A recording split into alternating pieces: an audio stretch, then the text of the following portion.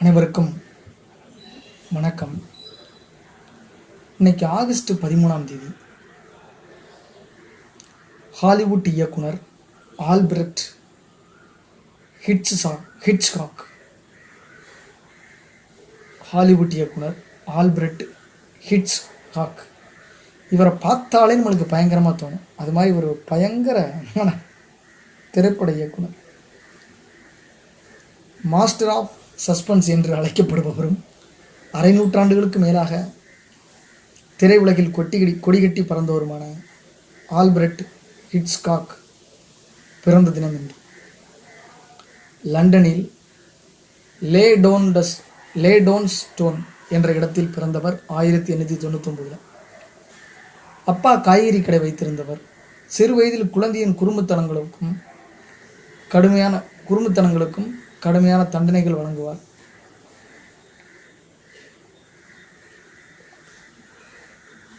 குறும்புத்தனங்களுக்கு கடுமையான தண்டனை வழங்குவார். தனது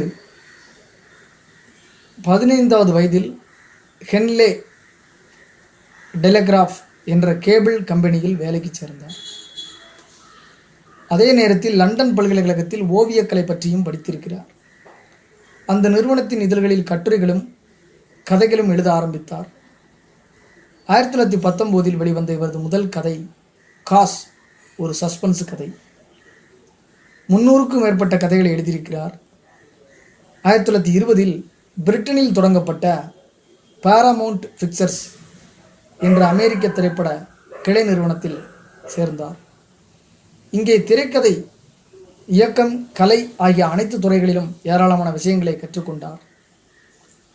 1922 முதலாக இயக்குனர் வாய்ப்பு கிடைத்தது. ஆனால் முதலில் தொடங்கிய சில படங்கள் பாதியில் நின்றன. 1927 தி லட்ஜர் படம் ரிலீஸ் ஆனது.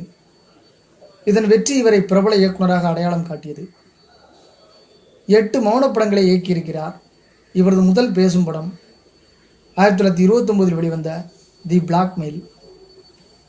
1939 வரை ஹிட்ச்காக் பிரிட்டிஷ் சினிமாவில்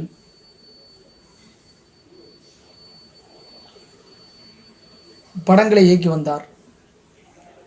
தி 39 ஸ்டெப்ஸ் தி 39 ஸ்டெப்ஸ் படத்தின் வெற்றி இவரது பெயரை ஹாலிவுட்டுக்கு அறிமுகப்படுத்தியது. அமெரிக்காவில் குடியேறினார். 1940 வெளிவந்த இவரது முதல் ஹாலிவுட் படம் ரெபக்கா சிறந்த படத்துக்கான ஆஸ்கர் விருதை பெற்றது.